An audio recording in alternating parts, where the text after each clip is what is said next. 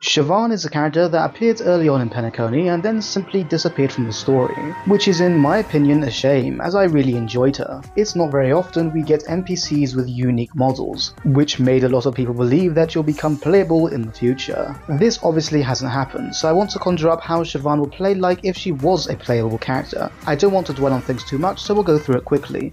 Also, Siobhan is how you pronounce her name, even though I might have been calling her Siobhan for a while. Siobhan will be a 4-star Ice Harmony unit. Ideas for her abilities came from both Gallagher and Robin. She will be a generalist support unit, but like Robin with follow-up attacks, she can spec into summon damage as well. Siobhan's basic attack will just be a regular basic attack. She will throw a shaker at the opponent, which will deal ice damage to them. There is nothing much more to say about this. Like most supports, you shouldn't bother leveling up her basic attack. Siobhan's skill will have her crack open a bottle and present it in front of herself, applying the Just One More effect to herself. Just One More has 4 charges, which will be shown on Siobhan's UI. Allies can consume 1 charge of Just One More to increase their basic attack, skill, or ultimate damage by up to 78% by consuming 1 additional skill point. Similar to Dan Hung Il, who has a back button for his enhanced basic attack, while Siobhan has charges for Just One More, you'll be able to enhance your basic attack, skill, or ultimate by pressing this button and consuming 1 additional skill point. This obviously won't work if you don't have enough skill points available. Siobhan's ultimate will have her create a drink with 3 flavors and present it to the camera. This drink will provide a buff to the party for 3 turns, but the buff itself would be random. To explain, the 3 flavors in the drink are actually different buffs which are chosen from a selection of 7. Because of why not, the 7 flavors are based on the different playable paths and are split into 3 categories. In the offensive category we have the Hunt's 6% crit rate and 12% crit damage, the Destructions 12% damage bonus, and the Erudition's 18% ultimate and follow-up damage bonus. In the defensive category we have Preservation's 25% defense increase, and the Abundance flavor heals you for 1800 HP. Finally, in the neutral category we have the Harmony's 6% energy regeneration rate, and Nihility's 18% effect hit rate. All flavors have the same base chance of appearing, but similar to the physical MC's ultimate, when activating her ultimate, Siobhan will be given 2 options: offensive and defensive. When activating an offensive ultimate, 1 offensive buff is guaranteed, and a second offensive buff has a greatly boosted chance of appearing. The third buff will be randomly chosen from the 7 flavors. The same is true with the defensive ultimate. 1 defensive buff is guaranteed, a second is greatly boosted, and the third is random. Additionally, a flavor may appear in a drink up to a maximum of 2 times. An ultimate that buffs random stats might seem silly, but that's why you leave things up to the bartender. They know what they're doing.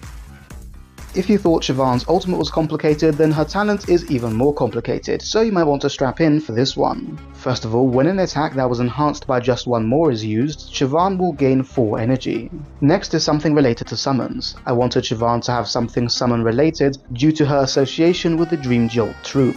In fact, some of my original ideas for her moveset included the Dream Jolt troop as summons. Additionally, there seems to be a summon meta coming in the future, so there's that too. While Just One More has charges and there are skill points available, ally summons will automatically consume a skill point and 1 charge of Just One More when they take action. This will allow summon units to take advantage of Just One More by automatically consuming a charge of it. This does come with a problem that even support characters that have summons like Ling Sha will also automatically use Just One More, when you might not want them to do so. For consistency's sake, a summon is anything in the action bar that is connected to a character but is not a party member, meaning Jinyuan's Lightning Lord will be affected but not unique action order effects like those seen in Simulated Universe. Finally, when an ally deals damage with an attack affected by Just One More, opponents are afflicted with 1 stack of Intoxication. There can be a maximum of 4 stacks, and stacks can be applied once per action. Each stack of Intoxication reduces the opponent's speed by 4%, and when Intoxication is applied, it immediately moves that opponent's action backward by 5%. This is to simulate the opponent getting drunk and stumbling around. When an opponent affected by Intoxication takes action, they immediately take 8% of Siobhan's HP as ice damage equal to the amount of Intoxication stacks the opponent has, then removes all Intoxication stacks, meaning if the opponent has the maximum of 4 Intoxication stacks, they'll take 4 instances of ice damage, essentially working like an ice dot effect. The idea for this came from Gallagher, who while being a healer can apply debuffs to the opponent.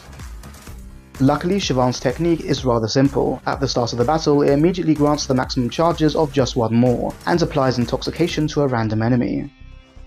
Now that we've done all that, we can go through everything else much more quickly. The 3 stats she can unlock with her talents will be HP, effect res, and ice damage bonus. For her A2 trace, when she uses a basic attack, she generates 1 additional skill point and applies intoxication to the opponent's hit. This is because the just one more effect will consume a lot of skill points, so she needs to be able to generate some as well. For her A4 trace, she will grant 20% summon crit damage and 15% effect res while she has just 1 more charges. This is to increase summon damage even more, and the additional effect res will hopefully help your party to not get crowd controlled. Finally, her A6 trace is the big one. After activating an ultimate, for every point of effect res above 40% Siobhan possesses, all allies gain 0.8% attack for 3 turns. Up to a 24% attack bonus can be gained this way. Because the ultimate buffs are kinda random, I wanted to guarantee at least one sort of buff, and attack is obviously the best way to go. This would mean to get the full attack bonus, Siobhan will need 70% effect res, which I'm not even entirely sure how possible that is with just substats,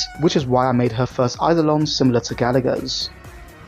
For her E1, at the start of the battle, she'll increase her HP by 25% and her effect res by 28%. This will increase her survivability, her intoxication dot damage, and give you an easier time getting to 70% effect res for her full attack bonus. Her second Eidolon will add 3 flavors to her ultimate buff pool. In the offensive category we have 16% break effect, in the defense category we have 15% effect res, and in the neutral category we have 10% speed. Like other flavors in the ultimate, these flavors can appear a maximum of 2 times. Her E3 will increase her basic attack and skill. For her E4, the attack bonus gained from her A6 trace will now grant an additional 0.6% attack for every point of effect res, meaning at the 70% effect res maximum, the party would now gain 42% attack for 3 turns. Her E5 will increase her ultimate and talent level, and finally her E6 will grant 1 additional charge to just 1 more for a maximum of 5, as well as making enemies that have the intoxication effect take 18% more damage.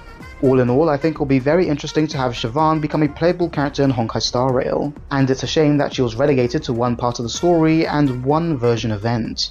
But what do you think about Siobhan? Do you want to see her as a playable character, and do you like the movesets I laid out for her today? Let me know in the comments below. But that's it for me for now, and until next time, see ya.